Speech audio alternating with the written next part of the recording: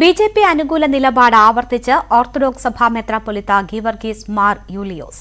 ബിജെപിയോട് മാത്രമായി രാഷ്ട്രീയ അയിത്തമില്ല, വിചാരധാരയിലെ ഒരു ഭാഗം മാത്രം അടർത്തിയെടുത്ത് വ്യാഖ്യാനിക്കുന്നത് ശരിയല്ലെന്നും ഗീവർഗീസ് മാർ യൂലിയോസ് പറഞ്ഞു.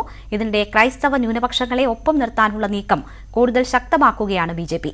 ഈസ്റ്റർ ദിനത്തിൽ ബിജെപി നേതാക്കൾ ആശംസ കൈമാറിയതിൽ ഇരുമുന്നണികൾക്കും വേവലാതിയാണെന്ന് കെ സുരേന്ദ്രൻ പറഞ്ഞു. ബിജെപിയോട് മാത്രമായി രാഷ്ട്രീയ അയിത്തം കാണുന്നില്ലെന്ന് ഓർത്തഡോക്സ് സഭാ മെത്രാപ്പൊലീത്ത ഗീവർഗീസ് മാർ യൂലിയോസ്. വിചാരധാരയിലെ ഒരു ഭാഗം മാത്രം അടർത്തിയെടുത്ത് വ്യാഖ്യാനിക്കുന്നത് ശരിയല്ല. ഇന്ത്യയിൽ മതസ്വാതന്ത്ര്യത്തിന് യാതൊരു പ്രശ്നവുമില്ല. വലിയ രാജ്യത്ത് ചില അസ്വാരസ്യങ്ങൾ സ്വാഭാവികമാണെന്നും ഗീവർഗീസ് മാർ യൂലിയോസ് പറഞ്ഞു. വിചാരധാര 50 കൊല്ലം മുമ്പത്തൊരു ഡോക്യുമെന്റ് ആണ് അല്ലേ? അപ്പോൾ അതിൽ നിന്നൊക്കെയുള്ള ഒത്തിരി വ്യതിയാനങ്ങളും ഒക്കെ പിന്നീട് വരുന്നുണ്ട്.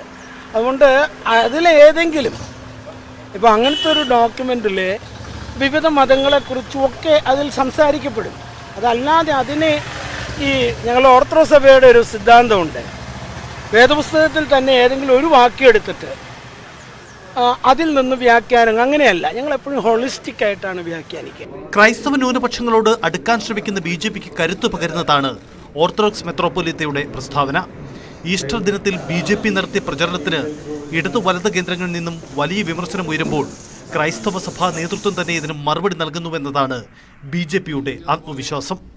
കേരളത്തിലെ പ്രമുഖമായിട്ടുള്ള മത മേലധ്യക്ഷന്മാരെല്ലാം പറഞ്ഞല്ലോ, വിചാരധാരയൊക്കെ ആ കാലത്തിലെ സാഹചര്യത്തിനനുസരിച്ച് പറഞ്ഞിട്ടുള്ള കാര്യമാണെന്ന് പച്ചയായ മറുപടി, ഞങ്ങൾ പറഞ്ഞതിനേക്കാൾ ശക്തമായിട്ടുള്ള മറുപടി കേരളത്തിലെ പ്രമുഖ ക്രൈസ്തവ സഭാ മേലധ്യക്ഷന്മാർ പറഞ്ഞിട്ടുണ്ടെങ്കിൽ ഈ ബന്ധം എളുപ്പത്തിൽ നിങ്ങൾക്ക് തട്ടിക്കളയാൻ കഴിയുന്ന ഒരു ബന്ധമല്ല.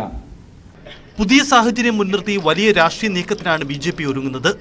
ദേശീയ നേതൃത്വം ഇക്കാര്യത്തിൽ നേരിട്ടിടപെടുന്നു. But we must be confident that yes, Kerala politics is going to be changed very dramatically. There is a churning going on. What has started is just the beginning. There will be many new things happening in Kerala politics. കൊച്ചിയിൽ ചേരുന്ന BJP നേതൃയോഗം പുതിയ സാഹചര്യം വിശദമായി ചർച്ച ചെയ്യുന്നു. പ്രധാനമന്ത്രിയുടെ പള്ളി സന്ദർശനത്തോടെ കേരളത്തിലെ 2 മുന്നണികൾക്കും വേവലാതിയുണ്ടായെന്ന് യോഗം വിലയിരുത്തി. ന്യൂസ് 18 കൊച്ചി, തിരുവനന്തപുരം.